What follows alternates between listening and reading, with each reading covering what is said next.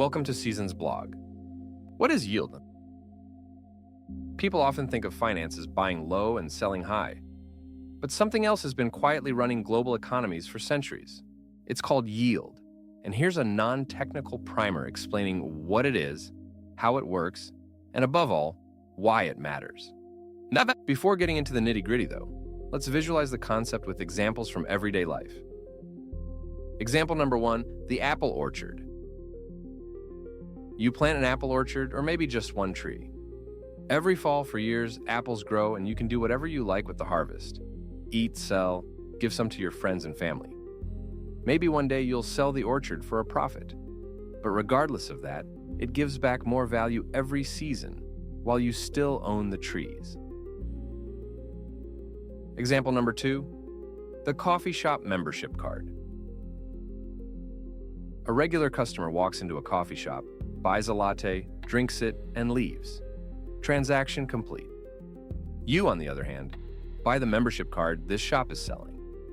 Now, every time someone buys a coffee from them, you get a tiny slice of the amount. And perhaps on top of that, you get early access to special coffee batches. As the business grows and the shop sells more coffee, you get more benefits for being a member.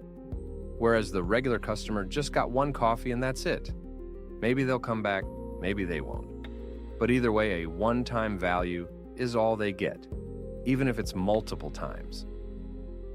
Owning something that sits there versus something that generates recurring value. Now imagine you bought a vintage painting instead of the vending machine or the coffee shop membership. It's a masterpiece that looks great on your wall. It even signals your status to peers, showing them you got great taste. And 5, 10, 20 years later, someone might be willing to pay you double or more of what you paid for the artwork. But today, hanging on the wall, it doesn't produce any tangible economic value.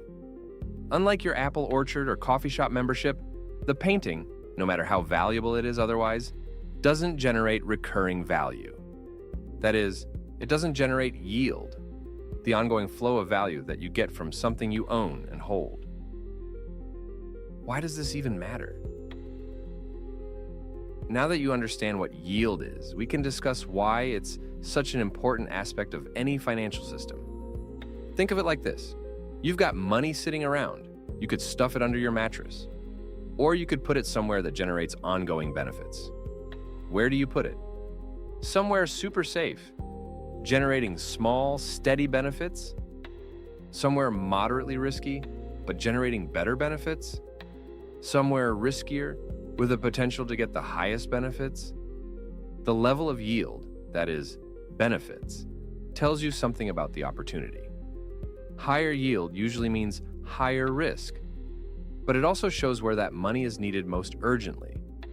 Financial systems channel money from people who have it to opportunities where it can be productive. Yield is the signal that makes this whole system work. And ultimately, better systems do a better job at generating yield and distributing it among different stakeholders. Yield flows reflect the health of financial systems in this sense. Common sources of yield, traditional and in crypto. You can earn yield in various ways, but in traditional finance, it usually shows up in the following forms. Savings account, where you get interest for depositing and keeping money in your bank. This is the simplest form of yield. Government and corporate bonds, where you lend money to the government or public companies. They use the money to fund ongoing or upcoming projects and pay you an interest over time. Dividend-paying stocks, where you own equity in publicly listed companies and essentially earn a tiny portion of the business they generate. Real estate, where you get rental yield on your house, office space, or any other property like that.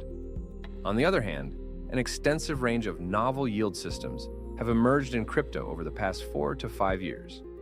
While these have varying levels of complexity, decentralization, and performance, the most common sources include staking, where you lock up versus selling your tokens to secure proof of stake, POS blockchains, like Ethereum or Solana, and earn yield in return. It's pretty much the baseline for yield generation in crypto, and also the simplest way. DeFi lending, where you deposit crypto into an on-chain account, that is, lending pool. Borrowers take loans from these pools and pay interest, from which you get a portion as yield. Liquidity provision, where you provide capital, tokens, to facilitate trading on decentralized exchange, earning a portion of the transaction fees as yield. Crypto-based yield systems typically offer much higher yield than sources in traditional finance, but the risk is also much higher. Also, while these systems solve many persistent pain points of legacy yield systems, they introduce new challenges like excessive market dependence, high volatility, or irrecoverable loss of assets. We'll dive deeper into these in future blogs. Biggest takeaway: yield makes assets productive. If you only take one thing from this article, take this. Yield is about ongoing flow while you still hold the asset. From the apple orchard and coffee shop membership to various forms of crypto-native yield, you get recurring value from your assets without selling them. This last part is the most powerful aspect of yield, also the most defining one.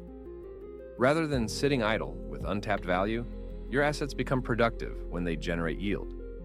This is the invisible force that runs financial systems globally, channeling capital to where it's most needed. Businesses get funded, infrastructure gets built. Without yield, there would be no finance as we know it today. And that's also why, to get financial systems that we want for the future, we must fix yield itself. Seasons is doing just that. Stay tuned to know more.